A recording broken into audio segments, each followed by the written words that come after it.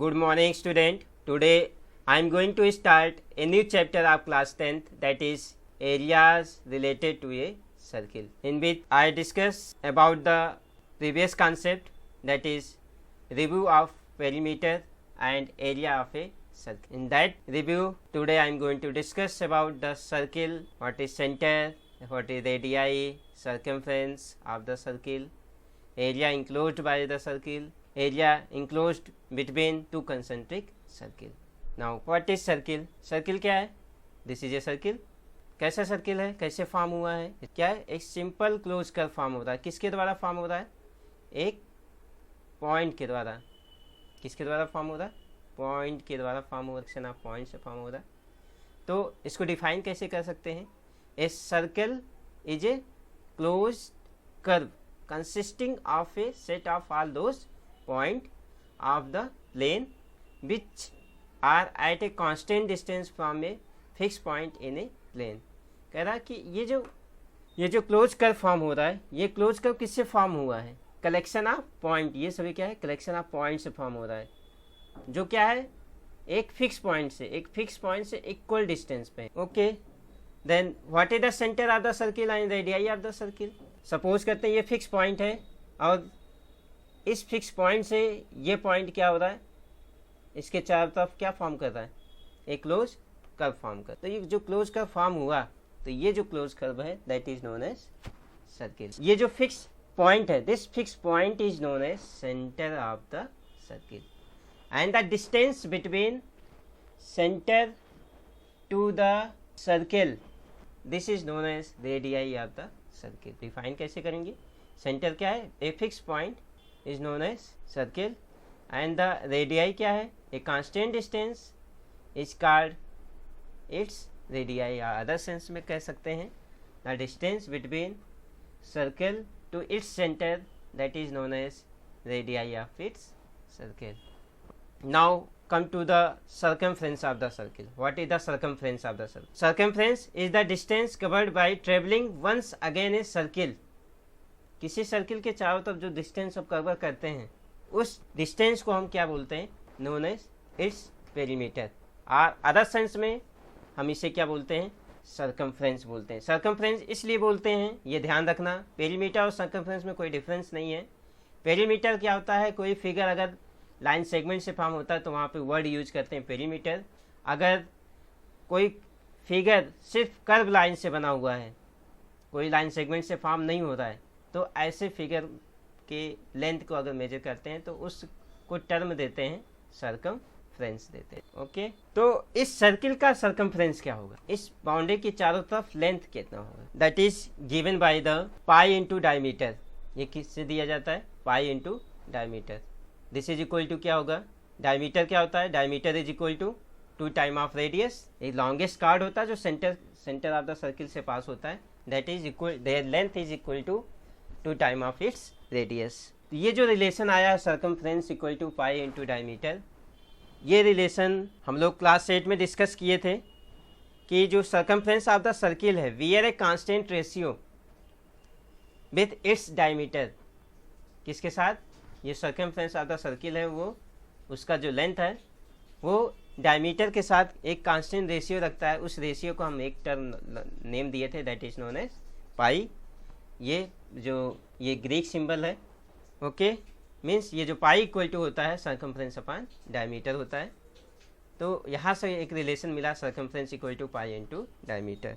Okay, तो यहाँ से डायमीटर होता है 2 टाइम ऑफ इट्स रेडियस. तो यहाँ से 2 R into pi, that is 2 pi R unit, where R is the radius of the circle. R क्या है? Radius of the circle. Now come to the area of the circle. Area of the circle means area किसका होता है? Reason का होता है. Reason किसका है? इंक्लोज रीजन का होता है.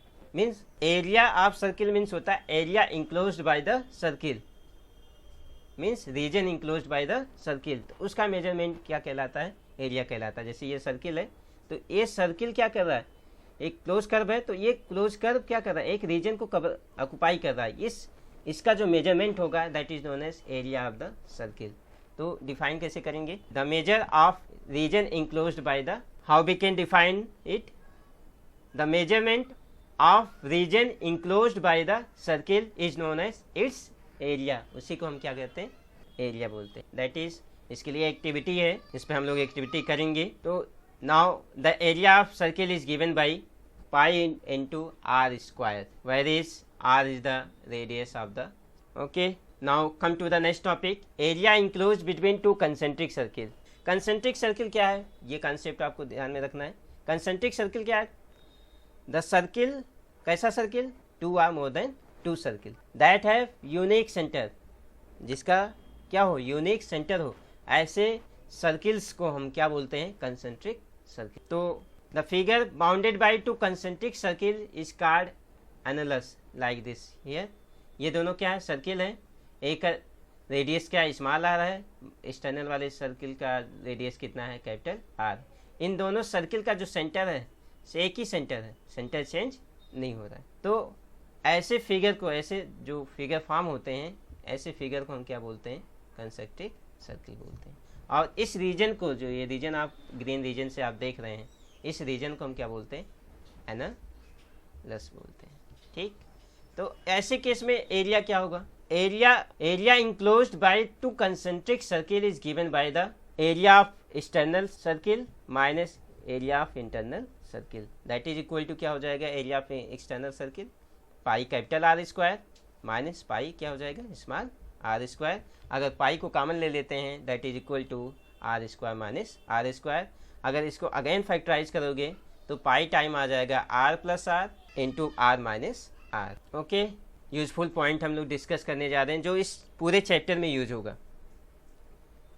पहला जो है एक्सटर्नली टचिंग सर्किल है, टू आर मोर सर्किल है, वो दोनों सर्किल एक दूसरे को क्या कर रहे हैं, एक्सटर्नल से टच कर रहे हैं लाइक दिस। इस केस में सर्किल के जो सेंटर का जो डिस्टेंस होगा, दैट इज इक्वल टू क्या होगा, सम ऑफ देयर रेडियाई, दोनों रेडियाई आपस में क्या हो जाएंगे, ऐड हो जाएंगे। सिमिलरली अगर इसका हम सपोज करते हैं कैपिटल आर रेडियस का है, ये क्या स्मॉल आर रेडियस का है, तो इसका जो टोटल लेंथ बनेगा that is equal to R plus R. ये किसके इक्वल होगा, ओ, ये अगर ओ है और ये ओ डैश है, तो O and O dash is equal to क्या होगा, capital R plus small R, दोनों क्या हो जाएंगे, ऐड हो जाएंगे। ठीक, दूसरा केस आते हैं इंटरनली टचिंग द सर्किल्स। ऐसे केस में जब दोनों सर्किल अंदर की तरफ से टच कर रहे हैं, तो उस केस में the distance between their centre is equal to the distance is equal to the difference of their radii. अगर हम सपोज करते हैं इसका सेंटर ओ डैश है और इसका रेडियस क्या है, कैपिटल आर है, और इसका सेंटर क्या है, ओ है, और इसका रेडियस क्या है, स्मॉल आर है, तो इन दोनों के बीच का जो डिस्टेंस होगा वो होगा कैपिटल आर माइनस क्या होगा, स्मॉल आर। ओके, दूसरा ध्यान देना है, सबसे ज़्यादा बहुत ही इंपॉर्टेंट टॉपिक है, कभी ना कभी क्वेश्चन इससे रिलेटेड आपको बोर्ड में भी मिलते हैं, रोटेटिंग व्हील का। इसके पहले भी हम लोग डिस्कस कर चुके हैं, क्लास 7th में, क्लास 8 में, क्लास 9th में भी और 10th में भी हम लोग इसको डिस्कस करते हैं। पहला रोटेटिंग व्हील है, अगर कोई व्हील रोटेट करता है तो क्या होता है, ये व्हील रोटेट किया तो इसने क्या किया, जो डिस्टेंस कवर किया in by moving wheel in one rotation, ये लेंथ यहाँ से यहाँ लेंथ कितना होगा, that is equal to the circumference of the wheel. क्या हो रहा है, ये जो सर्किल यहाँ से यहाँ मूव किया उसमें क्या हुआ, ये खाली इसका सर्कमफ्रेंस मूव करता है। ये ध्यान रखना है कि अगर कोई व्हील रोटेट कर रहा है, वन रिवोल्यूशन कंप्लीट कर रहा है, तो one revolution is equal to the length covered by wheel in one revolution is equal to होगा circumference of the wheel. Okay, now come to next one.